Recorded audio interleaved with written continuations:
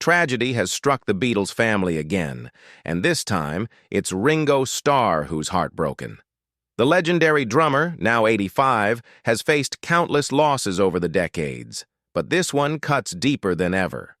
For fans who grew up with Let It Be and Hey Jude, the news feels like the end of an era. Let's see what's going on with Ringo Starr. Very few of us are aware that a series of tragedies have targeted Ringo Starr since he was very young. His real name is Richie Starkey. The boy, who would one day be known to the world as Ringo Starr, endured a childhood marked by pain and isolation.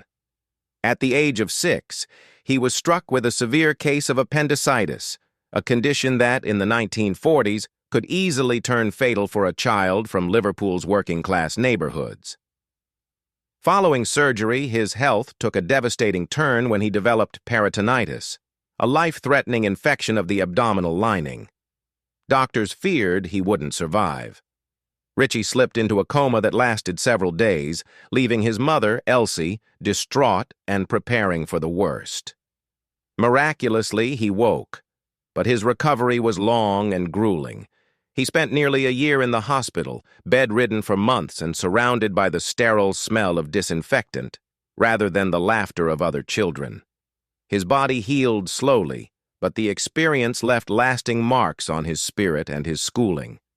By the time he was well enough to return home, he had fallen far behind his classmates. He struggled to catch up and found it difficult to rejoin the rhythm of ordinary life. That early medical trauma shaped Richie's outlook in subtle ways. It taught him patience and humor in the face of hardship, qualities that would later become part of his public charm as the Beatles' drummer. Yet behind the jokes and the easy grin was a boy who had learned early how fragile life could be and how much strength it took just to survive. At around age 13, Richie Starkey once again found himself battling for his health. After years of fragile recovery from his earlier childhood illnesses, he was struck down by tuberculosis, a disease that was still widespread and dangerous in post-war Britain. The diagnosis meant a long separation from home and school. He was sent to a sanatorium in Heswall, where patients were kept isolated to prevent the spread of infection. For nearly 2 years, Richie lived in a world of white walls, strict routines, and endless quiet, a far cry from the bustling streets of Liverpool he once knew. Confined to bed for months, he received little formal education. His days were filled with rest and medical supervision, but also long stretches of boredom. To keep patients' spirits up, hospital staff encouraged light activities, and it was there that Richie first found his rhythm. Using biscuit tins, wooden boxes, and anything he could tap, he began creating simple beats. Those playful moments of drumming became his escape, a spark of joy in an otherwise monotonous and lonely environment. Before that, when Richie Starkey was just a toddler, his world quietly fractured. Around 1943, his father, Richard Starkey Sr., walked out on the family, leaving his wife, Elsie, alone to raise their only child in the working-class Dingle district of Liverpool. For the rest of his life, Ringo would recall having no real memories of his father, only vague images of a man who disappeared before he truly understood what a father was. The absence leaves a lasting void, shaping both his emotional landscape and his understanding of loyalty and family. Elsie, strong-willed and affectionate, became the cornerstone of his small world. To keep food on the table, she took whatever job she could find, cleaning houses, working as a barmaid, and later as a factory worker. Money was always tight. Their modest home often felt cold in winter, and meals were sometimes meager. Yet Elsie's warmth and humor softened the harshness of those years. She loved to sing and dance, and her spirited personality helped keep Richie's imagination alive even when circumstances were grim. Still, the instability around him left its mark. Growing up without a father figure and seeing his mother constantly exhausted instilled in Richie both resilience and a longing for belonging. He learned early to depend on himself, but also to cherish the few close bonds he had. The economic hardship and emotional gaps of his early childhood would later echo in his grounded personality. A man who never took success for granted and whose easygoing nature hid the scars of a difficult start in life. Later, when Ritchie, also known as Ringo Starr, succeeded in his career with the Beatles, tragedy still refused to let him go.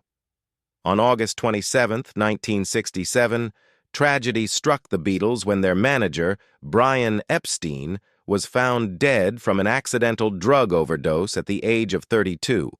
His sudden passing sent a shockwave through the band. For Ringo Starr, as for the others, Epstein had been far more than a manager. He was the man who had believed in them from the beginning, transforming a scruffy Liverpool club act into an international phenomenon. Epstein's polished professionalism, business sense, and unwavering faith gave the Beatles the structure and discipline they needed to navigate fame. His death left them without their guiding hand at the very height of their success. In the days following his death, Ringo and the others were stunned. The group had just returned from their spiritual retreat with Maharishi Mahesh Yogi, and the loss felt surreal. Without Epstein's calm authority, the Beatles were suddenly adrift in a world of fame, money, and mounting pressures. He had been the buffer between them and the outside chaos, the person who shielded them from business disputes and industry sharks. As the months passed, the cracks began to show. Arguments over management, creative control, and finances intensified. Each Beatle reacted differently, and for Ringo, who often played the peacemaker, the growing discord was emotionally draining. Epstein's absence marked the beginning of the Beatles' slow unraveling, a turning point that shifted their unity into independence. For Ringo, it was the first time he truly felt how fragile the bond between four friends could be without the man who had held them together. The breakup of the Beatles in 1970 marked one of the most painful chapters in Ringo Starr's life. For nearly a decade, the band had been his family, his identity, and his purpose. When that unity disintegrated amid legal battles and creative differences, Ringo felt unmoored. Unlike John, Paul, or George, each pursuing ambitious solo projects, Ringo initially seemed unsure of where to turn. The end of the Beatles was not just a professional shift, it was, for him, a deep emotional loss, as if the foundation of his life had suddenly vanished. In the immediate aftermath, Ringo was candid about feeling lost and lonely. The intense camaraderie that had defined his 1960s was replaced by silence, distance, and bitterness among his former bandmates. To fill that void, he turned increasingly to alcohol, a habit that grew during the early 1970s and would shadow him for years. Friends and colleagues recalled that his once steady optimism gave way to bouts of depression and restlessness. At home, these struggles took a toll on his marriage to Maureen, his teenage sweetheart. The pressures of fame, combined with his drinking and emotional turmoil, led to frequent arguments and periods of separation. Though he remained outwardly cheerful in interviews, those close to him saw a man wrestling with confusion and heartbreak. In addition to his career, Ringo also encountered difficulties in his marriage. His marriage to Maureen, Mary Cox, which began in 1965 at the height of Beatlemania, began as a young love story touched by fame and innocence. Maureen, a Liverpool hairdresser, had known Ringo before the world did. Their early years together were warm but chaotic, shadowed by the frenzy that surrounded the Beatles. Fans often camped outside their home, and Maureen endured relentless public scrutiny while Ringo was away for long stretches on tour or in the studio. Despite their devotion, the pressures of fame soon began to erode the intimacy they had once shared. By the late 1960s, the cracks had deepened. Ringo's heavy drinking and growing restlessness strained the relationship. Fame had brought wealth and opportunity, but also temptation, and both partners reportedly engaged in infidelities. Their marriage became an emotional battlefield of jealousy and distance. Maureen, often left alone with their three children, Zach, Jason, and Lee, struggled with the loneliness of being married to a Beatle. Meanwhile, Ringo's own sense of disillusionment after the Beatles' breakup only worsened the tension at home. When their divorce was finalized in 1975, it marked the end of a tumultuous decade together. Friends described the split as bitter and deeply painful. Though they remained connected through their children, the emotional scars lingered. Ringo later admitted that he had been lost in that period, consumed by alcohol and regret, while Maureen tried to rebuild her life privately. Their separation was not just the end of a marriage, it was the closing of a chapter that had defined Ringo's youth, leaving both to face the aftermath of love burned out under the harsh glare of fame. What followed was the tragedy of the cruel loss in Ringo Starr's life. On December 8, 1980, the world was stunned by the murder of John Lennon outside the Dakota Building in New York City. For Ringo Starr, the news was shattering. John was more than just a former bandmate.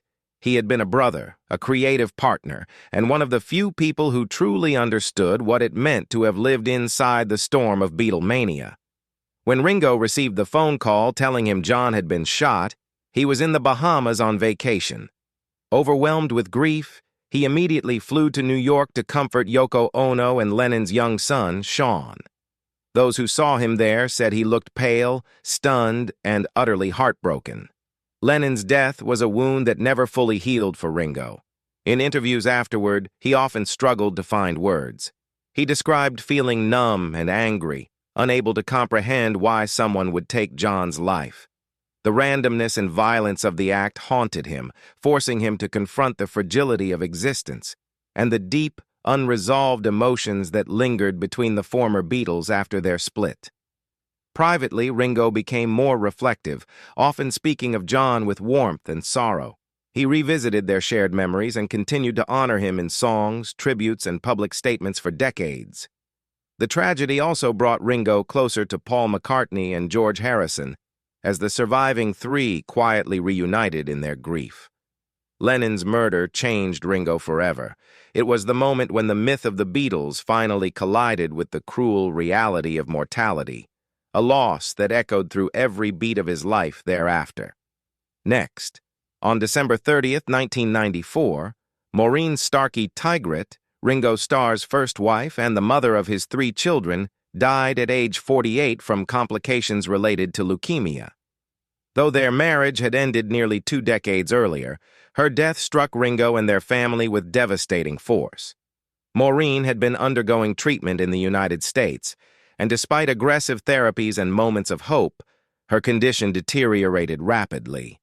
Ringo flew to her side during her final days, joined by their children, Zach, Jason, and Lee, who gathered around her hospital bed to say goodbye. For Ringo, the loss reopened old emotional wounds. Whatever pain or distance had existed after their 1975 divorce was long overshadowed by mutual affection and shared history. They had raised children together during the wildest years of the Beatles' fame, and that bond endured. Friends recalled that Ringo was quiet and withdrawn in the weeks following her passing, deeply affected by the reminder of life's fragility and the toll that time had taken on those who had once shared his youth. Publicly, the Beatles circle mourned her as well. Paul McCartney, a close friend of the family, wrote the gentle song Little Willow in her memory, a tribute to Maureen's strength and kindness, and to the children she left behind. For the Starkey family, her death was not just the loss of a beloved mother, but the closing of a poignant chapter in their shared story. For Ringo, it was another reminder of how the people who shaped his early life, friends, bandmates, and loved ones, were gradually slipping away, leaving behind memories and music to carry their spirit forward. On November 29, 2001, George Harrison, Ringo Starr's longtime friend, bandmate, and fellow Beatle, died after a long battle with cancer. For Ringo, the loss was deeply personal. The two had shared nearly 4 decades of history, from the raw energy of their early Liverpool days to the creative peak of the Beatles and the quieter, reflective years that followed. Ringo often described George as like a brother, someone whose calm spirituality and wry humor had balanced the chaos of fame that surrounded them both.